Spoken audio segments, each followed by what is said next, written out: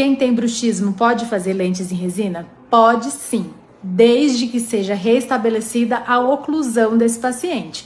Ou seja, não adianta a gente refazer todos os dentes da frente se a gente não fizer a parte de trás ali com que a gente consiga equilíbrio nessa mordida, né? O paciente tem que morder por igual, então tem que estar equilibrado a posição desses dentes para que a gente não tenha um desgaste severo das lentes.